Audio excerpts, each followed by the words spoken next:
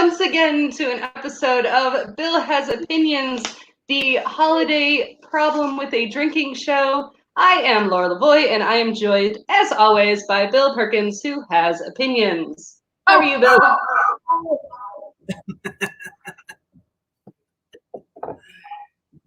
How you doing over there? I'm doing quite well today. I had my review at work, and I got a raise. So I'm Nice. doing all right. Doing okay, folks. Yeah, it's a little chilly here today. It snowed in the upper mountains area around the border with Tennessee here. Yeah, I saw that. Yeah, so that's a thing. Didn't snow at my house, thankfully, because that's good. Because I didn't really want to work from home. I wanted to drive to work, and I just bought a new rear-wheel drive sports car, and that's not a thing you want to drive to work in the snow in. No, you do not. Nope. No. I heard that we had some flurries here yesterday in Atlanta, like in Decatur, but I never saw them, so I don't believe that they happened. It's a myth. I mean, yeah, I can't prove it. I can't prove it. How was your Thanksgiving though? Thanksgiving was just last week, and I know like Thanksgiving's weird this year, but how was it? It was pretty good. We did. So we got together with. I'm gonna shock everyone. More than 10 people. However, we were outside, and we had our own picnic tables for each family pod. So each nuclear family was at a separate picnic table. Right. Out of doors, because it turned out to be a fairly nice day on Thanksgiving Day. I was a little worried about it because this has been the plan all along. And we didn't have many more than 10 people. It was probably like 14 people, but anyway. But if everybody had their own family pod, you were doing fine. Yeah, we did all right, I think. We stayed away from each other, and we masked up when we were in each other's proximities. It was very respectful and safe. And then I used alcohol to kill the germs. So there was that. Internally. Not like in your hands. Well, I mean, you do, because that's what hand sanitizer is. But right. But you were also drinking copious amounts of it. Yeah, you want to flush out the system with alcohol. It's been keeping me, guys. I haven't got COVID yet. Although I will say, did I tell you? Did I mention last week I had a COVID scare because somebody at work had COVID? Yes, you did. Well, I got a test and it came back negative. So, FYI, everyone, you can't catch COVID from this program today. Well, that's very, very good. But so, I guess we should get to the heart of the thing, right? The show is about today, and our shows are always about beer, ultimately, because we're always drinking beer and sharing our beers. But this show is actually about beer. We are talking about winter seasonal beers, which encompass a number of different styles, and we'll talk all about that. But before we get into it, I want to remind people watching the show, we'd love your participation. So tell us what you're drinking. We want to hear from you. This will be fun. So I'm telling you, you will have fun. You will drink and you will have fun, I swear. Right. So to start with, I guess I should mention what I'm drinking currently. Did I mention what I already put aside? Sorry, I tried to pregame with this thing. It was Victory Merry Monkey, which is I think a variation on their Golden Monkey. It's a Belgian style. This one has cranberry, orange peel, cinnamon, and nutmeg, and I did not like it, so I put it aside. So I might have mentioned this before. I'm not sure if I did or didn't, but Belgian style beers. So American style Belgians I really like, such as like New Belgium, and I can't think of who else, but there's a couple people who have a Belgian style, but it's not quite Belgian-y. This one tastes more like it's actually from Belgium. Like it's got that very floral, perfumey kind of feeling to it, and that is very overpowering to me. All I taste is flowers and sugar when I drink those, and the sweeter a beer is, the less I like it, really. Right. So ever since doing Atkins diet twice, I really like my tolerance for sweet beer has gone way down. And so it just tasted like grossly sweet. And I had to like just push it aside and go, I can't finish this. I'm not going to force feed myself a beer I don't like. I'm going to have enough alcohol tonight anyway. If I could not finish one, that'd be fine. So I pushed that aside. I moved on from that one. So I'm giving that one, I would give that one 2.5 stars maybe. If I was That putting seems that high, to be honest. Okay, 2 then. 2 stars. 2 stars. A for effort. It's probably good. Here's what it's an acknowledgement that as what it is, it's probably good. I just don't like that style. So and that's some of that's on me, right? Like it's not their fault that I don't care for that, but I don't. Now, so I moved on to Festive Ale from Sweetwater in Georgia there. Right here in Atlanta. Atlanta, yeah. And it's actually really good. I'm about done with it already because it's a good beer. It's an ale brewed with spices. It says it doesn't specify which spices, although nutmeg is definitely in the mix. I would say it tastes like it's kind of like a pumpkin spice ale, kind of maybe. But it tastes like Christmas instead of fall. It's probably got a little vanilla in it too. I would put money on it. It's got vanilla hidden in there. Anyway, it's pretty good so far. It's being good to me. What do you got? Well, my first beer of the evening this is a local beer from here in Decatur, actually Avondale Estates, right down the road. The Enchantress, and it is a cranberry sauce sour ale. So that'll bridge the gap a little bit between Thanksgiving dinner and but it is made with cranberry, cinnamon, and clove. So I felt that it was a nice one to start the evening out with, and it's this lovely, pinky color that you get from cranberries. So look at that. That's beautiful. Hey, so is that when you say cranberry sauce? Does that mean it's made with jelly cranberry sauce, or is it made with Grandma's special recipe cranberry sauce?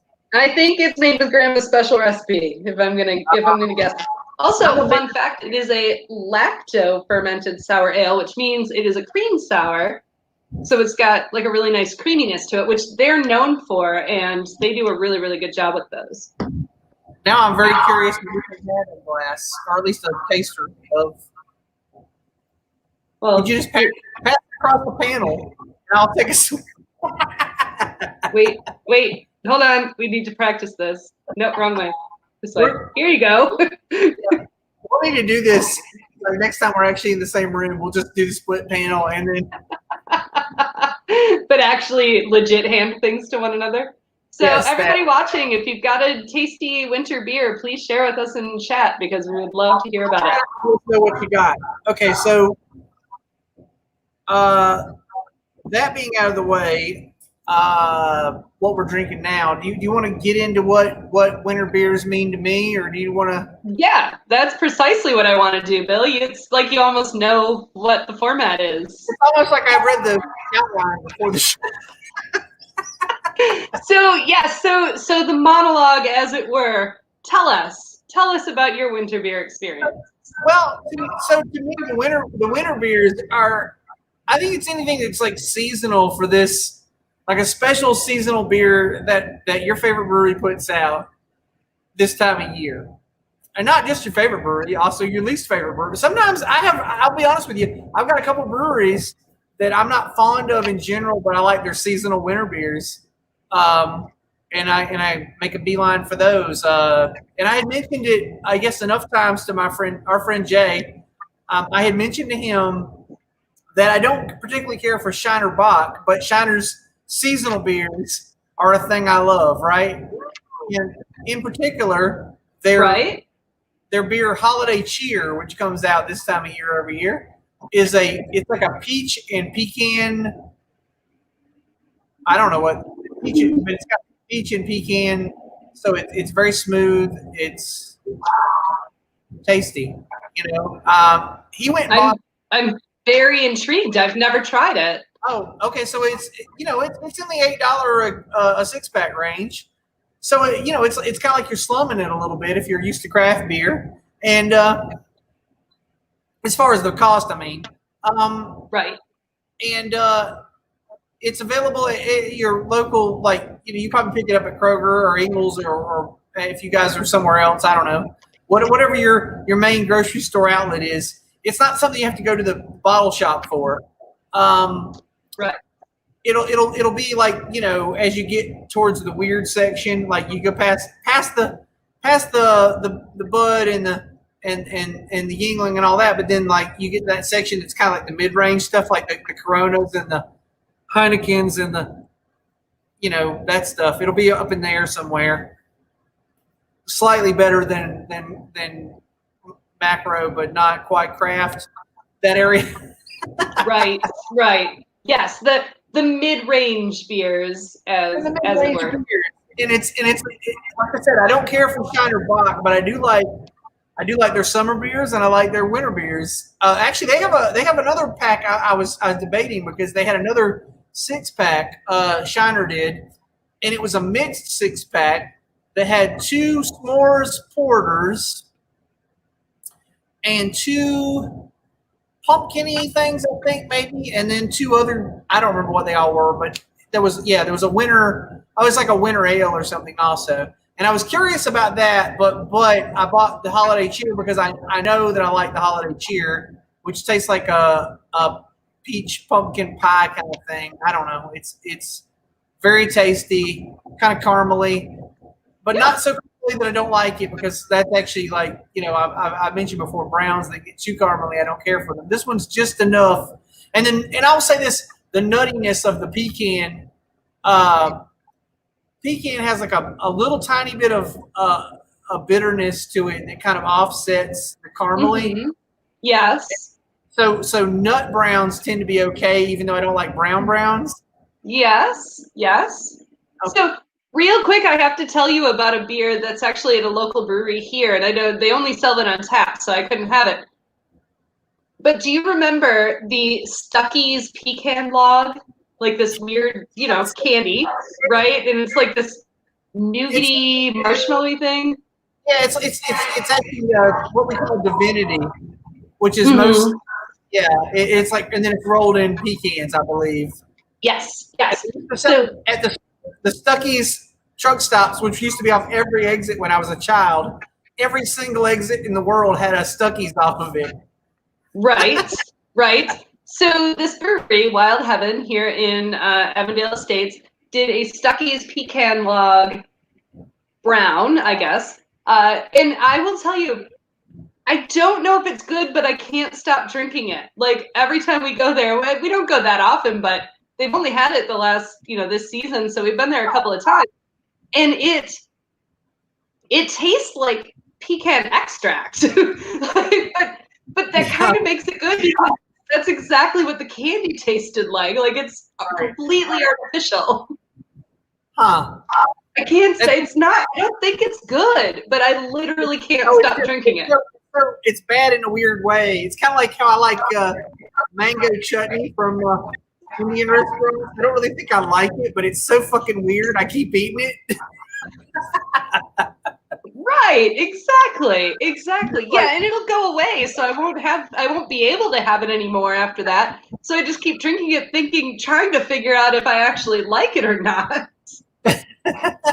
So, right. But it definitely has a seasonal flavor, because it's that, sticky, sweet pecan brown kind of thing, and kind of a little artificial.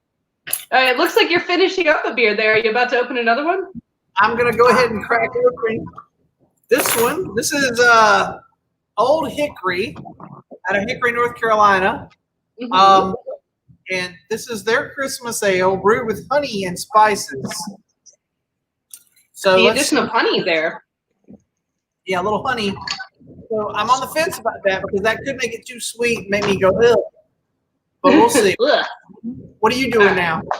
All right, this is an old favorite. So I have the Sierra Nevada Celebration Ale. It's an IPA, but it has sort of wintry flavors in it. Pine, citrus, hops balance. So it's kind of piney, kind of citrusy. I really like it, and I only drink it this time of year. So how's that one treating you? I like it. It's actually good. The honey's not overpowering, and I think it might cancel out how spicy the spices are a little bit. Sometimes the spice ales are too spicy, like they lean a little too nutmeggy or something, and then you're like, ugh, I want for something to kind of balance that. This one actually feels very balanced. So I would say it's very balanced. I would give it a 3.5, 3.75 maybe on my scale. All right. That's knowing that 4.5 is as high as anything will ever be. Well, and the reason I wanted to share the Celebration Ale tonight is because a lot of winter beers, and we'll talk about this a little more probably after the station break too, but a lot of winter beers are those dark beers. They're Scotch ales, they're stouts, they're Belgian quads. But sometimes it's nice to have a little something different, if you're not feeling the sweet. So Celebration Ale from Sierra Nevada with its fresh hop IPA taste is a great palate cleanser. Yes. I don't love, I think I mentioned before, I don't love most things by Sierra Nevada. They've got about 3 things I've ever liked. But that one's actually, it's okay. I don't hate it, right? I don't love it, but I don't hate it. It's a little maltier than just a straightforward IPA, so it's got a little body, but then it has that sort of piney and citrusy flavors that make it sort of Christmassy. So it's very tasty. I want to share ones that I don't have in front of me tonight that I still like. Accumulation by New Belgium. That's a pretty middle of the road tasting Christmassy winter beer. Yes. That is pretty good. Hold on a minute. I need to open Untappd and find out what I rated it. So I can tell you guys. Hold on. I called that a solid 3. All right. Accumulation. It was a 3. Let me see what I put Celebration at, because I've had that one. I actually drank one of those last week. And also I got a few. So we were discussing before the show. We were talking about Bell's having a few winter beers. I had 2 different winter beers by Bell's, I think. I have another one altogether to try later in the show. So I'm sorry, I gave Celebration a 2.75, which is pretty good for an IPA for me, or anything from which is why giving that first beer a 2.5 seemed high to me. Okay. Yeah, you're right. I didn't like it at all. Hold on. What was Bell's? I had what I have recently. Let me and as Matt points out, your rating system is interesting and maybe arbitrary, because 3 also seems low for something you would go out of your way to praise, meaning the accumulation. I was well. So I guess accumulation is something I settle for when I go to the store in the wintertime and there's not any other winter beers I can grab. It's good enough. So it's good enough. It's good enough. All right. It's good. Sorry. So before we get too much, you've got one more? I wanted to mention Bell's. So Bell's Christmas Ale, I only gave it 2.75, apparently. See, I would rate that. See, on my rating scale, that would be like in the 4 range, because I love that beer. Gotcha. Okay. Well, I mean, and then I got I felt like I had another Bell's one, but I must not have remembered to log it. There were more than one Bell's winter beers at the store the other week when I went, and I got 2 of them, but I don't remember what the other one was, and I apparently did not log it on Untappd. Right. So, well. So we need to take care of some business here, and we can come back to beers, but we do need to take care of a little business. We've got, I think, 3 different things we want to mention in our station break this week. So you had mentioned a friend of yours here, Nature's Imaginarium. You can find him on Facebook. My Because friend he makes told, cool wood stuff. yeah, he makes things out of wood, and he's I don't know, he's been making some great stuff. I keep seeing his feed and seeing what he's making. He posts like really cool videos of turning stuff on the lathe and the like. See, if you like to watch the process of things, he documents his process, which I'm terrible at. Like I'm one of those people where I get done with something and I'm like, oh shit, I should have posted a before picture, right? Like, Right, right. that happens to me so many times. Like, because I'm living in a fixer upper house right now, and we'll fix her up, and then I'll get done and take a picture of what we did, and I'm like, oh crap, I should have took a picture from like what it looked like before, so people could see like, wow, like what a difference you made. But anyway, he's great about documenting his process, which I appreciate. But also, I appreciate him on so many levels because um, Tulsa's a guy who he just he teaches himself to do things. He's one of those self-reliant people, and he perseveres. And he's definitely like the you. I don't know if you've ever heard this saying, but people say like, when you start doing something and you're kind of like you don't feel good about it. I mean, like don't kick yourself because you're learning to do something new. And he's one of Right. those like he's always teaching himself to do something new. But anyway, I mean, in spite of that, his stuff looks really great. He does a lot of wood projects. In addition to turning on the lathe, he's also doing like those river tables people make with like the live edge wood. You know what they've got like the acrylic. Yeah, yeah. Yeah, he does that kind of stuff too. But anyway, the other night he posted something, and it was actually a candle holder, I think for like Kwanzaa or something like that. And but the I guess because it took wide candles, the circles for the candles looked very wide to me. And I mentioned that it looked like a flight holder, and he said, Right. "Oh no, I do make flight holders." And so since we're talking about beers tonight, I felt like, oh yeah, we should shout out to Tulsa and Nature's Imaginarium on Facebook. If you guys are on Facebook, which you probably are because you're following this, follow him there, or you can email him at Nature's Imaginarium. Nature's Imaginarium, all one word at Gmail. You can email him and he'll get back to you on any project. I guess you can custom order stuff because he seems like he does things custom order. So he does like chopping blocks and butcher blocks and all kinds of crazy stuff, bowls and candle holders and different things. So yeah, just reach out to him if you have any kind of woodworking project that you're looking at, and he'll probably get back to you and get you a custom thing.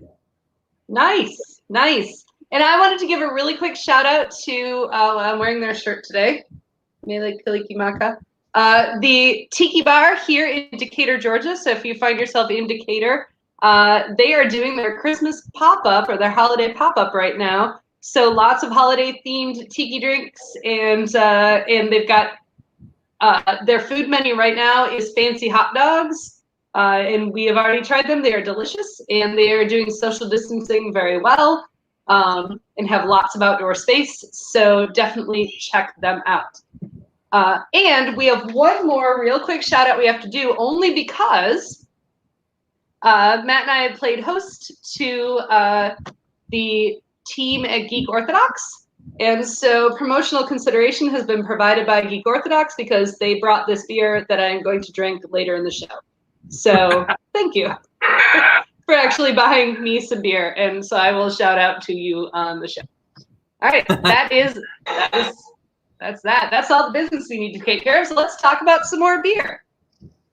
All right. Okay, so I want to get to this because this is the most important part of the holiday season. If you live in the Asheville area, Asheville, North Carolina, Beer City, USA, you are familiar with the idea of a particular beer that comes out around this time of year. It came out, I think, last week, middle of the week ish.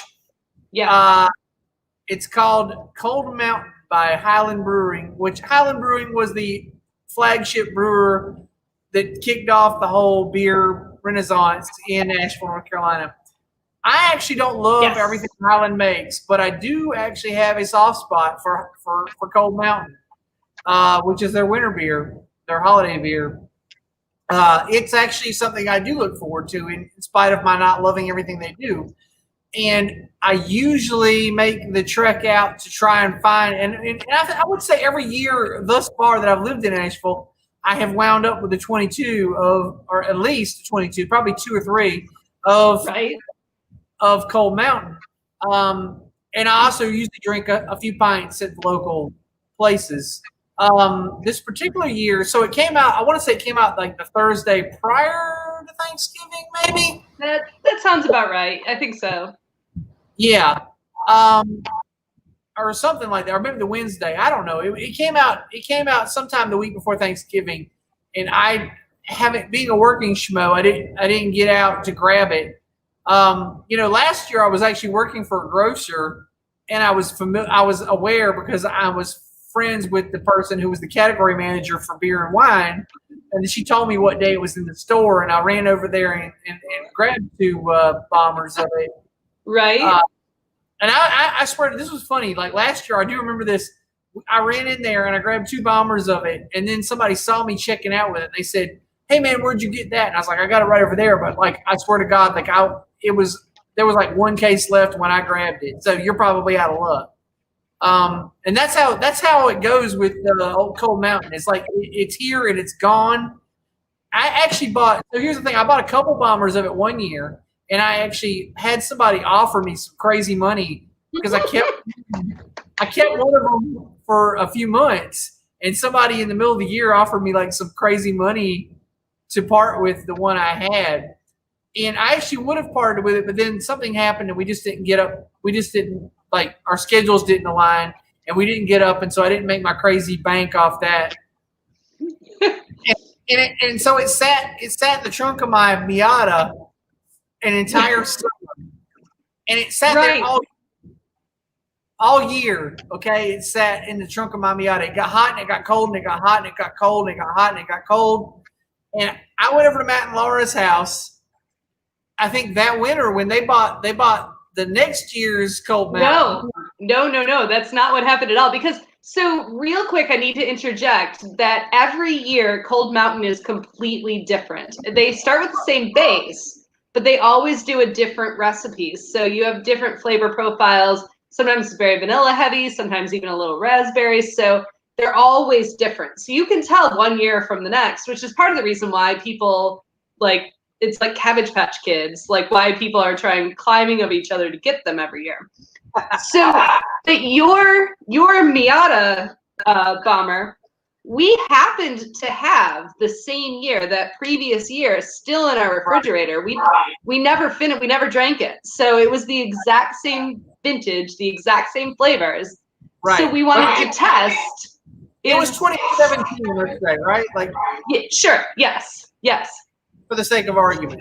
So I had a 2017 that had gotten hot and cold in the Miata. And they had a 2017 that had sat in the refrigerator the entire year. Yeah. And we finally got together. We opened both of them and we drank them. And we proved a valuable lesson about beer. If people are beer connoisseurs, there's always been this argument about what skunks up beer. And a lot of people will tell you hot and cold is what skunks up beer. It does not. Hot and cold does not skunk up beer. It is light that skunks up beer. Ultimately, your beer in a glass is already starting to get skunked, but it doesn't matter because you're about to drink it. But it's already, because that's what happens as soon as light hits it.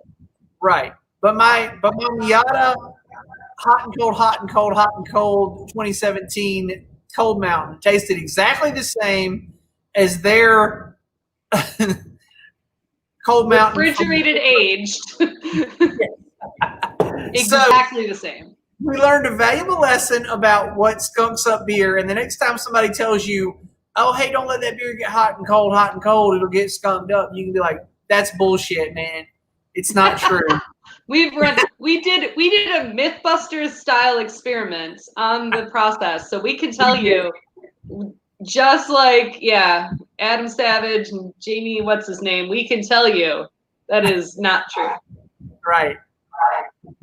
So, but one of the joys, like I said, oh yes, I have one more thing to say about Cold Mountain, though. However, so Cold Mountain, it sells out like gangbusters every year. At the same time, everybody in Asheville, everybody universally agrees that it's overrated. So why is everybody still clamoring over each other to go purchase it? This is the thing I can't get. Correct. They all say it's overrated, but what they'll say, they'll open it and they'll all drink it, because I've done this too. Drink it because it tastes slightly different than it did the year before, than the year before that, and the year before that. They'll be like, oh, it was so much better last year. Like, you said the same thing the year before. Right. 2016 was really the perfect year. It was the perfect balance of nutmeg and vanilla that year, I will say. It tastes like, so on the years when it's really great, it tastes like Santa Claus in a glass, right? That's the thing. And everybody remembers that one year when they had it and they just really fucking loved it. And I think that's why we clamor over each other to purchase it. I think that's true. Yes. We want to see what they did with it. Yeah. So there's a nostalgia. You had it one time and you loved it, and you want to love it again. But at the same time, everybody in town is so funny, because I went to a bottle shop Friday night to purchase all these Christmassy beers. And I asked the guy, did you have any Cold Mountain? And he says, no, we sold all out of it on Thursday or something like that, you know? And I was like, okay, that sounds about right. And he said, well, we're getting another shipment in next Wednesday. And I'm like, well, that's the middle of the damn week. I'm not going to be in here to get that. You know, it'll be sold out by the time I get back over here. And this was a place in Waynesville anyway that I just happened to be in because I had driven down. I was driving on the Parkway that day and then got off in Waynesville and decided to mess around there. Anyway, and he was like, it's overrated though. You know, it's overrated. And I'm like, well, yeah, you say that, but it's always gone. Like, so. Right. Right. You know, it's funny though, because I will tell you, if no one would be dying to buy it if they produce the exact same formula, exact same recipe every year, because people are like, oh, I had it last year, it was tasty. Yeah. The reason people want to buy it is because it tastes different every year, and so it can't be overrated because we never know what it's going to taste like. Sure, some years are better than others, but it's a surprise. It's always a surprise. Yeah. So having said what I said about Cold Mountain and all that, I want to move on, and I want to talk for just a brief second about Boojum, which is another place I was at on Friday night after I was on the Parkway. Boojum for a minute. I'm going to open this beer while you start to talk about it. Okay, so Boojum has I can't remember what it's called now. Boojum has a winter beer also that I had last year. Gosh darn it. I don't remember what it's called now, but Boojum has a winter beer also. I gotta get there we go. Finally focused, yes. Yes. Old Fashioned Holiday. I just have to point this out. It is a bourbon barrel aged Scotch ale with orange peels and cherry, like an old fashioned. But it's based on Bell's Christmas ale, which is a Scotch ale. So let's see how this tastes. Okay. While you look up, oh my God, the smell! Jeez, it smells like an old fashioned. Well, that's what it said, right? Oh, it smells delicious. I don't know how it'll taste. So anyway, I'm just saying, Boojum's got a winter beer. I don't remember what it's called, but I had it last year, and it's a fairly good knockoff of Cold Mountain. So, and again, this is only pertinent to people in the Asheville, North Carolina area, because I don't think Boojum probably doesn't export outside of this mountain area. But but anyway, if you're in the area and you're tired of fighting over Cold Mountain, go get the Boojum version. It's basically it's the Cold Mountain you ordered from Wish, okay? Except you'll actually get it if you go buy it. Like it was. What's different than Wish? Yeah, sorry, it's the Cold Mountain you ordered from eBay. Right. Right, exactly. You will receive it. Yes. All right, I have to interject real quick because I was not sure what to expect about this. Let me put it into focus again here real quick. Come on. Nope, this way. Here we go. The Old Fashioned Holiday from Bell's. So I bought it because I saw it at the beer store down the street. And I will tell you right now, this would not be a Bill Perkins approved beer purchase because it was expensive as fuck. It was ridiculously expensive. I don't exactly remember the amount, but it was a 4-pack and it was insanely expensive. But I'm like, I want it for the beer show, so I bought it. Well, $14 for 4-pack. I think it might have been 16 for a 4-pack. That is pricey. I will give you that. Yeah. Right? Yes, exactly. But I expected it with the description as Old Fashioned Holiday being bourbon barrel aged with cherry and orange, that it would be really like too much. Like it would be just like, wow, wall of flavor. It's really delicious. It's smooth and super tasty. All right, I want to hear. Oh, it's Lazy Hiker. Nice. I want to hear all about that. Winter Nutterland, Lazy Hiker. I'm moving on here, folks. I finished my Old Hickory Christmas, and now I'm drinking this.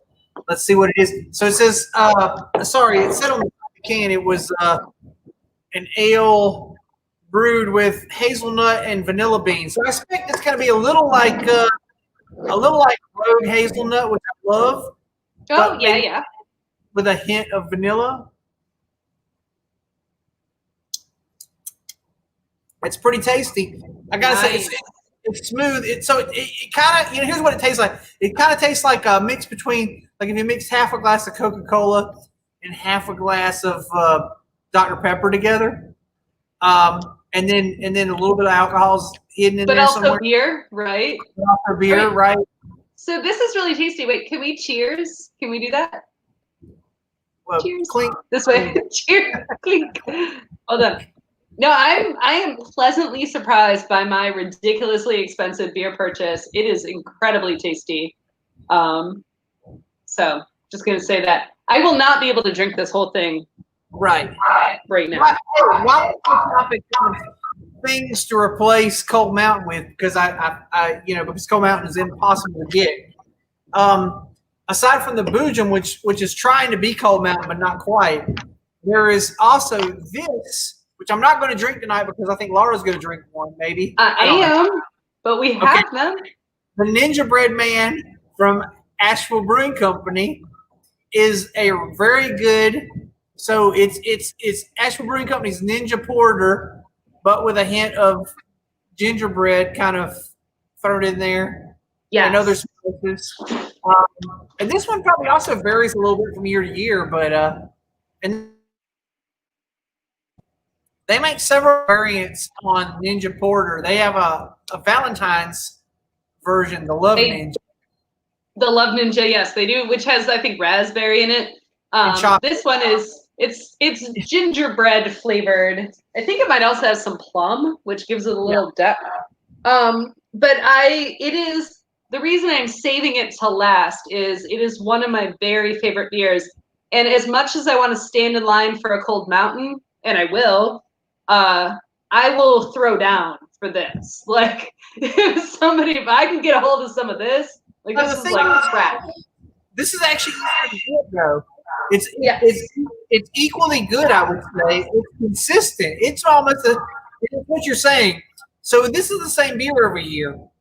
It doesn't vary as much as Cold Mountain, right? Mm-hmm. And so therefore people don't go ape shit, and like you can still get it everywhere all season. Let me be clear. I'm still going to drink some Cold Mountain because I'm going to find it on tap somewhere, and and I'll drink 3 or 4 glasses of it on tap at some bar. But I'm not going to get any in a bomber this year, obviously, because I missed out on that. And I think they said the second wave was coming out this week in the middle of the week. I got to work. I'm not going to get to the store till 7 or 8 o'clock on Wednesday or Thursday or whenever when it comes out. So I'm out of luck because it's going to be there at 2. Let's just be honest. So I just have to drink it at the bar, and I'll be fine. I want to say something funny though. This is I'm going back to Cold Mountain again. And then I'm going to be done talking about Cold Mountain. But I asked my wife. We don't ever have to be done talking about Cold Mountain. Sorry, but I asked my wife about it because I'm sitting here at the Purple Onion in Saluda, which is a restaurant, but it's also a bar, and they have 8 taps. No, sorry, they have 10 taps. And I asked her, was she getting a keg of Cold Mountain? And she said, no, we did not order a keg of Cold Mountain this year because we never sell through it. What? She says they never sell through Cold Mountain. Never, ever have they sold through it.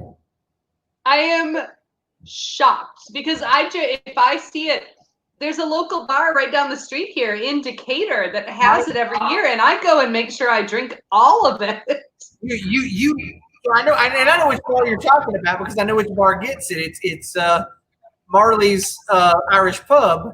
The Marley House, yeah. Marley House, sorry, gets the the Cold Mountain. See, this is the thing. I like Cold Mountain a lot, and I'm aware every place it goes. But I asked my wife, and she was like, "No, we're not getting it. They probably will get the Ninja Bread Man, but they won't get the Cold Mountain." And well, they all. I mean, as far as businesses go, like they've got the Purple Onion has a really good relationship with Asheville Brewing, and they often do Asheville Brewing things. So that doesn't surprise me at all. Right. I mean, they sell a fair amount of Highland. I mean, I've told many a week. I've said there's Highland on tap, and there's always Boojum on tap, and there's there's a lot of local stuff here. But apparently, she says they never sold through the keg of Cold Mountain, and so they've kind of quit fighting over it. Like, whatever, we don't care. Wow. So yeah, weird, huh? Yeah, I think that's crazy. Because if she ever had it and I were there, I would just come down and like drink it all. Like exactly, I'm the same way. Like I'm like, what now? Because so apparently in all the previous years, I was the person drinking it. Well, I mean, there's nothing wrong with that. All right, we're not running out of time, but we have a few other things we want to cover before we call it good. So. Okay. I think there are 2 specific categories we need to at least briefly discuss when it comes to winter beers. Okay. One is the style of winter beers. Like we said earlier, a lot of them are dark beers. I had this one IPA, but IPAs aren't as common. So you get like Scotch ales, you get like Belgians, like you said, like doubles or triples or quads that are really dark, heavy Belgians. Right. Sometimes porters, sometimes stouts, sometimes browns. So, right. And then the occasional like IPA or sour now, because those are on trend. But is there a particular style that you think of when you think of winter beer? I mean, my favorite beer is probably Sam Smith's.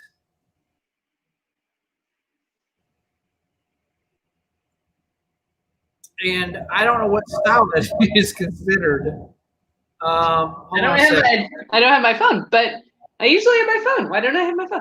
But it's a dark. I think if anything, it's a porter or something like that. Like it's a dark style beer. And Sam Smith is known for their porters, so I wouldn't be surprised if it is a porter. It actually says it's a winter ale. It says, which means it's probably an ale with spices, which is what a lot of these beers are. These beers. Just dark ales of some type. When I was doing research for the show, because contrary to what you all believe, everybody watching, we actually do some research ahead of the show. And as Heather says, just more beer. But I learned that a lot of winter beers are Scotch ales, which I wouldn't normally consider a go-to beer style for me, but apparently in the winter it is, because Bell's is a Scotch ale. They're Scotch ales. It's heavier. It's like heavy meat. Like you notice, like Thanksgiving dinner, Christmas dinner, they're very carb heavy. It's a thing you do. I think in the wintertime you pack on the weight kind of. You're looking for what's heavy and comforting. You're trying to pack on a few extra pounds to get you through. Right, which I will tell you I do not have a problem doing. This is not a problem I have. I just look at a stick of butter and I'm like, oh, look, I gained 30 pounds. That's great. But yeah, I think that's the thing. I think it's about comfort, really. It's this extra heavy stuff makes you feel comfortable in the wintertime. Yeah, I agree. So that's what happens. And I think the flavors also hold up to those dark beers. Like you think about the flavors of winter and you're talking about, I mean, the lightest of those flavors are like a cranberry or an orange or something like that. But other winter flavors, you're looking at clove or nutmeg or cinnamon or ginger, and they don't hold up to other beer styles because they're just they're too overpowering. So you need a beer that can really just grab onto it. So a Scotch ale or a porter or a stout. I mean, Ninja Bread Man, as I'm about to share before the show is over, is a porter, and it holds up really well to the flavors because it's a dark, solid beer. I would use the word stout beer because that's literally what the word means, and porter is a type of stout. It's a stout beer. Like it's meant to hold up to that. Right. And I've been drinking seasonal. Like I like what I like based on what the season is. I will tell people like because sometimes you sit down at a bar and you're like, oh, I'm trying to figure out what I'm going to get. And they're like, what do you like? And I'm like, well, I like porters and stouts in the wintertime, but I like wheats and pilsners and kolsch's in the summertime. Yeah, I've had those same conversations with bartenders. I'm like, well, I like all of it, but right now, it's very contingent on what season it is. I mean, like a couple months ago, it was all about Oktoberfest and pumpkin beer. And now it's moved on, and now I'm at the point in my life where I want the stouts and the porters, and I don't know, like the browns that have some sort of a holiday flavor. And I can drink an ale. I can drink maybe like a red or brown ale that's got some kind of seasoning that harkens to the holidays. But that's where I'm at. Like it's very seasonally influenced for me, the way I like beer. If you handed me, I think I tried once because we were talking about the Cold Mountain thing and I saved the Cold Mountains and I tried to drink one in the summertime once and I was like, ugh, it doesn't work. It doesn't work then. I don't like stouts and porters in the summertime. They're not good. They're not refreshing. Yeah, no, I completely agree. And that's, and this season, though, like Cold Mountain, for instance, I know we said that was the last time we were going to talk about it, but it's a brown ale. Its base is a brown ale, but they add these flavors, so it makes it a full-bodied winter ale. So, yeah, I think that makes a difference. So the other, before we get into closing out our show, and this one actually is pertinent because I think you have one last beer that you have not yet shared with us that I am hella interested in, like insanely interested in. So before you crack it open, I do have to say, so I made a list of like, what flavors do we like in beers? And I had like cinnamon, vanilla, gingerbread, orange, cranberry, like those things. We've already talked about a lot of them. But one of them I actually sent to Bill earlier, and it literally said peppermint ? Because that's a flavor I 100% associate with the holidays. I drink peppermint tea. I eat all the peppermint candy. I have peppermint chocolates, all of that. Right. But you don't normally think of it in beer. So you informed me you have a peppermint beer to try. I do. This is Fairwater's Snow NATO Peppermint Stout. Now, I went to a bottle shop on Friday night, and they actually had 3 different peppermint stouts. And I asked the fellow, I said, I'm going to buy a peppermint stout out of morbid curiosity. Perfect. And I said, which one would you recommend? And he said this one was the best of them. Okay. Oh, wow. All right. That's high praise. I don't know if that means it's good, but it means it's the better of the ones they had. Right? Okay. So while you crack that, I've got my Ninja Bread Man. So I'm not in solidarity, but I'm very curious. It's nice because it's in a like a red stripe bottle. Right? To answer your questions, it tastes exactly like a chocolate mint cake. Is what it tastes like. All right. I don't love it. All right. So one thing I would say, because the fear is chocolate mint cake is a reasonable description of a thing. Because what I was afraid of was it tastes like toothpaste. No, it tastes like chocolate mint cake, which is okay, but I don't love chocolate mint cake either. I'm not a fan of. The only chocolate mint I really love are the little Andes after dinner mints. Yeah. No, we could have a whole show about Andy's chocolate mints because those things are amazing. They're good because they're after dinner and they're just a palate cleanser. You're only gonna have the one bite and you're gonna move on with your life. You wouldn't eat an entire box of Andy's chocolate mint. I would not. Wait, I'm not supposed to. You do? I love the shit out of those things. They're delicious. So, or the chocolate. I guess the chocolate mint Milano cookies. It's kind of like that, maybe. All right. So what I'm hearing you say is, I would freaking love this beer. Is what I'm hearing you say. I wish I could pass it through. Right. Over to Laura and let her finish it because I'm not going to finish it. I've had 2 sips. It's okay, but I don't love it, and I'm not going to waste. I'm not going to get drunk off of it because it's not worth it. So the reason I asked is peppermint okay in beer? Because beer is like, you can do a lot of things with beer. Beer is forgiving. Like, there are a lot of things you can do, but when you do it badly, it's clear. And I'm hearing that the peppermint could be just about personal taste, not that the beer is legit bad, but that it's just not your thing. I don't love chocolate peppermint in the first place, right? Like I said, there's only a couple of exceptions to that rule, and they're very small. They're things I'm going to take a bite or two of, and not, I've never loved chocolate peppermint cake, okay, or chocolate something like that. Like, it's too much. Okay. Give it to me. Okay, well, you would probably love this. I would say if you're in the mood for a chocolate peppermint beer, Bearwater's Snow NATO might be your thing. I saw another one there at the same store that was called, what was it called? It was called like Grandma's something or other. I don't remember what the brand was now. Anyway, he taught me out of that one. But I was looking at a few of them, and I was just like, I knew I wasn't going to like it. I kind of knew like ahead of time, like I'm not a mint fan. Right. It's probably not going to be my thing.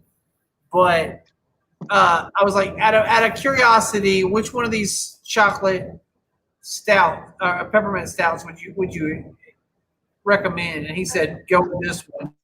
All right, so I'm drinking the Ninja Bread Man 20. It actually designated Ninja Bread Man 2020. Yeah. And maybe it's because I just had a whole bunch of other, very strong flavored beers.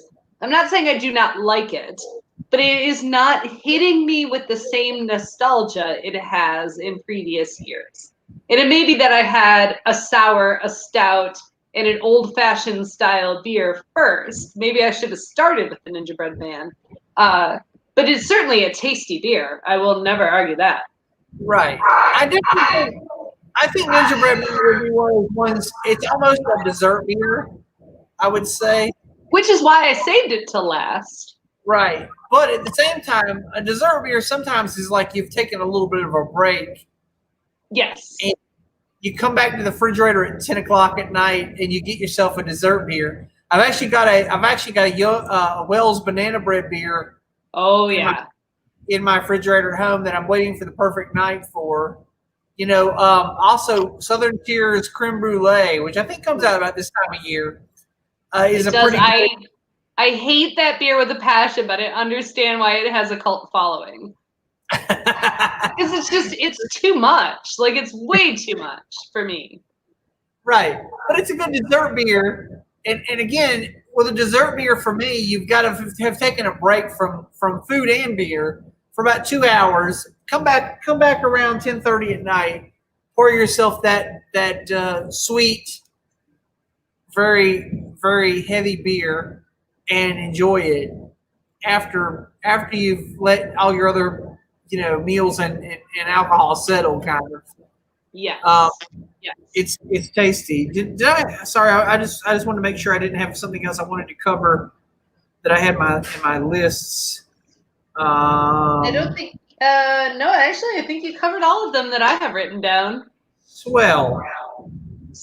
Good, because we're running out of time. So for a change, I actually covered everything I meant to. What? Because we could literally talk. I mean, the truth is, we could still talk for hours because we've only had a handful of beers, and we could do. So it's funny to me. Like a few years ago, I talked to a guy that we knew who did podcast. What's the word?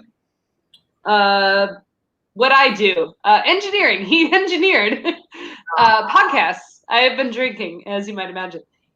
He engineered podcasts, and he was looking for people to do a beer podcast. And I volunteered, and then there was just like some rando. And I went and did this like a pilot of it. And the rando was super mansplaining. Like, the guy was like, I said a thing, and he's like, "You are incorrect, lady." And come to find out, I was fucking right the whole time. Like, he was just a dick. So it never went from there. But honestly, like, that's what started my interest, because I think that we could have rocked, you and I could have rocked that beer podcast way back in the day. Okay. I completely, all right. So I'm drunk and sentimental because I've been drinking all the beer. But that said, I do have a mailbag question for us. Okay. The question comes from Santa at the North Pole. What? Yeah, this is the question. Santa at the North Pole would like to know, what do you want for Christmas? Oh, shoot, man. That's crazy. Santa Claus, that's always a crazy question. It's hard to say. At this point in my life, I've got most everything I want, and I'm also capable of buying anything else I want. So it's really like, if Santa had to give me something, I'd really just wish for like people to like be nicer to each other. Like, that's really what I want. Like, I just want people to be part of society, if they would, right? Like, just get on board and understand that we're all trying to have a society here, and we all want what's best for everybody. Don't think about yourself. Think about other people for a minute. That's what I want. All right, I dig that. I think I second you, because I think that's a great thing to ask for. Right. I don't need shit. I just want people to be nice to each other. You know what's funny? I remember one time when we were 17, me and my friend Doug we used to like to fuck with the Santa Claus at the mall. And me and Doug at 17 went and sat on Santa's lap. We paid the $5 to sit on Santa's lap. Nice. And Santa Claus asked what we wanted for Christmas, and Doug said world peace. And then he asked me what I wanted for Christmas, and I said, I don't know, a Jaguar or something. I figured, well, Doug already covered like the deep shit, right? Okay, give me a Jaguar then. Fair enough. I mean, right? I'm with you there. All right. But at this point, it's flip flop. Like, I've got everything I really want. Like, just give me the world peace. Yeah, fair enough. All right, I'm with you there. All right, things that are extra. Bill Perkins, you had a things that are extra this week. Oh, yeah, what did I say? I said, Black Friday sale. Mostly, I was mad about the fact. So, we're not having real Black Friday this year, right? Like, nobody was going. I don't know. Did people go stand in line? I don't know if that was a thing or not. I listened to on Monday on NPR that in-store sales were down significantly this year. Right. Well, who would like? We're currently spiking coronavirus. Like, who the fuck wants to go stand in line with a bunch of people? That's crazy. So anyway, though, I got a bunch of emails from companies saying, "Hey, come check out our cyber sales or whatever the hell." And I went and looked at some of it, and I was like, "These aren't really sales. Like, I know what your regular prices are. This is horse. You're fucking around with me. There's no savings here. Like 10%, whatever. Like you do that 10 times a year. I don't give a shit. Like I'm not gonna jump on that. Like I can wait. I know what the prices are. So I guess I'm just feeling like this year, like y'all are fucking around. And sometimes like people do this thing where they gradually, like prior to Black Friday, they march the prices up a little bit, and then come Black Friday they drop them back down to what the regular price was. Right. It's all just smoke and mirrors is what I'm saying. Like, this is nonsense. Either give me a real sale or don't bother. Like, half off a BOGO, that's a good sale, okay? But other than that, you're messing around. You'll offer the same sale a month from now. I don't care. I'm not motivated to buy. You know, what does motivate me? I will say, like, the what is today? Is today Giving Tuesday? Yeah, it is. Yes. Giving Tuesday. A lot of people are matching today for Giving Tuesday. That motivates me. Like, I'd rather give money to a charity and have it matched than I would save 10% off of whatever bullshit I'm looking at on Amazon or whatever other thing. You know, whatever it is. I haven't seen anything that like really made me jump. You know. I didn't buy anything the last couple of days. I didn't purchase. I purchased like 2 things, and they were only motivated by like they actually weren't even for Christmas. They were because I've got 2 kids in my household who have birthdays this week. Okay. Yeah. You know, if it wasn't for that, I wouldn't have jumped. I really wouldn't have. I would have like, whatever. So I'm just telling you, they were birthday presents. They weren't Christmas presents. That's fair. You retail people need to get on it. And I'm not talking about the average schmo who works in retail. I'm talking about the CEO who came up with the sale idea. Right. Exactly. Like, you know, you're making more than you're worth. You do it. That's true. That's true. All right. That is the show for this week. I do want to let our listeners, our loyal listener, know that we are going to be off next week. There will be no new show next week. So enjoy the week off. We'll play some reruns or share some weird videos. But then we'll be back after that. And I believe the show after that is Christmas music. That's always a fun topic. I got some things to say about that. I know you do. All right, Bill, let's end the show. Take us away. So Bill has opinions as engineer and producer by Laura Voy. The opinions expressed by Bill are those of Bill and Bill alone. I guess Laura shaked her head in agreement with them. And if she shook her head this way in annoyance with them, then they weren't her opinion. And anyway, yeah, the same thing goes back the other way, vice versa, as they say. Be sure to like and subscribe and save and clip your coupons and all that good stuff.